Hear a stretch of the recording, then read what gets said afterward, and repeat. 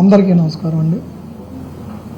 ఒక తల్లి ఏడుపుని ఒక రాజకీయ పార్టీకి అంటకడతాం ఎంత మటుకి సమంజసం కాదు.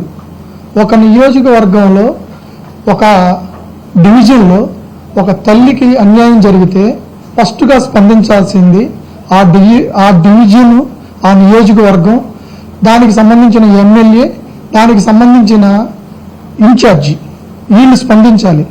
వాళ్ళే కనుక స్పందించి ఈ తల్లికి ఇలా అన్యాయం జరిగింది, ఈ తల్లి ఇలా ఏడుస్తుంది అని అధికార పక్షంలో ఉన్నవాళ్ళు కనుక వచ్చి వాళ్ళ ఆక్రందన ఇని ఆ తల్లి ఏడుపులు చూస్తుంటే రాష్ట్రంలో ఏడవనోళ్ళంటూ ఎవరూ లేరు.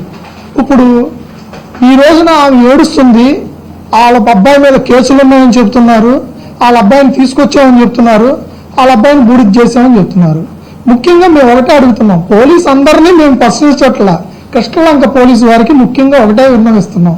ఏం చెప్తున్నాం అంటే, ఫ్రెండ్లీ పోలీస్ అంటారు కదా, స్టేషన్కి రాగానే కూర్చోవచ్చు అంటారు కదా, స్టేషన్కి రాగానే ఫోన్ లాక్కోవచ్చు అంటారు కదా. ఇన్న చేస్తున్న ఫ్రెండ్లీ పోలీస్ అంటే ఏంటంటే, ఒక మనిషిని మార్కాపురం నుంచి తీసుకురావటం, తీసుకొచ్చి చిత్రహింసలు పెడతాం, అతను మర్మాంగాల మీద దారుణంగా దాడి చేయటం, అతను చావు బతుకుల మధ్య ఉంటే హాస్పిటల్కి తీసుకెళ్తాం, అట్నుంచి అటు బరియల్ గ్రౌండ్కి తీసుకెళ్లి దహన సంస్కారాలు చేసేసి ఆ తల్లికి బూడిద కూడా ఇవ్వకపోతే మేము సైలెంట్గా గుడ్డ కుక్కుకొని మా అక్క ఏడుస్తుంటే మేము 6 అన్నదమ్ములు 4 ఆడపిల్లలు ఉండి అలా చూస్తా ఊరుకోవాలా? ఈ రాష్ట్రంలో రిక్షా ఓడుకో, ఆటో ఓడుకో, ఏమీ లేని రోజువారీ కూలీ ఓడుకో అన్యాయం జరిగితే ఎవరు సమాధానం చెప్తారు? ప్రతిపక్షం లేదు, వైసీపీ రాదు, వైసీపీ వాళ్ళు రారు. మా పార్టీ మెంబర్గా లేదు, మా ఇంట్లో ఫ్యామిలీ మెంబర్గా వచ్చారు అంబటి రాంబాబు గారు, దేవినేని అవినేష్ గారు. ప్రశ్నించకూడదా? ప్రశ్నించమని చెప్పారు కదా అన్యాయం జరిగిన చోట. పార్టీకి ఎలా అంటకడతారు ఈ రోజున మీరు?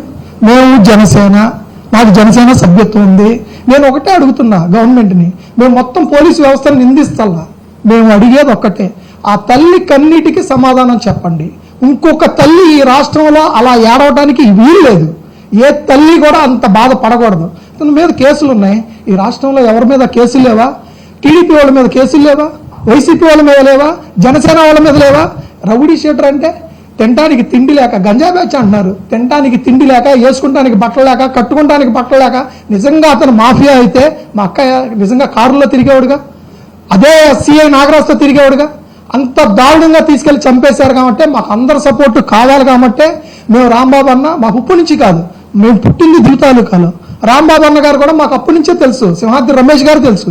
మాకు విజయవాడలో ఉన్న ప్రతి నాయకులతో సంబంధాలు ఉన్నాయి. మల్లాది విష్ణు గారు కానీ, దేవినేని అవినేష్ గారు కానీ, చెన్నుపాటి శ్రీను గారు కానీ, ముఖ్యంగా రాధారంగ మిత్ర మండలి కానీ, కాంగ్రెస్ పార్టీ కానీ, మనకు సంబంధించిన మన నరేంద్ర అన్న గారు కానీ, ఇకపోతే నరవశెట్టి నరసింహారావు గారు కానీ, కొల్లకొండ శివాజీ గారు కానీ, అందరితో మాకు కుటుంబ బాంధవ్యాలు ఉన్నాయి.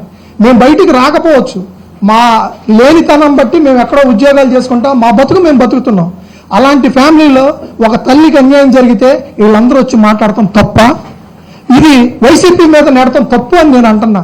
మీకు చేతనైతే ఎంక్వైరీ చేయండి, సిట్ చేత విచారణ చేపించండి, నిందితుల్ని అక్కడ ఉన్నటువంటి పోలీసు వారిని 302 కేసు కట్టండి, తీసుకెళ్లి సబ్ జైలుకి వేయండి. సాయికృష్ణ అంతకుడే, మరి మీరేంటి బుద్ధిమంతులా, గాంధీ మహాత్ములా? అతను చేసింది తప్పే, మీరు చేసింది కరెక్టా? మేము ప్రశ్నిస్తున్నాం, ప్రశ్నించమన్నారుగా, ప్రశ్నిస్తున్నాం. సమాధానం చెప్పాల్సిన బాధ్యత గవర్నమెంట్ మీద ఉంది. మేము అడిగేది ఒక్కటే, మాకు అన్యాయం జరిగింది, ఈ అన్యాయం ఇంకో ఆడపిల్లకి జరగకూడదు, ఇంకో తల్లి ఏడవకూడదు. ఈ రాష్ట్రంలో జరుగుతున్న అకృత్యాల మీద నిలదీస్తాం. ఎవరైనా సరే సమాధానం చెప్పి తీరాల్సిందే. మరిన్ని అప్డేట్స్ కోసం ఛానల్ ను సబ్స్క్రైబ్ చేయండి. నోటిఫికేషన్స్ కోసం బెల్ ఐకాన్ పై క్లిక్ చేయండి.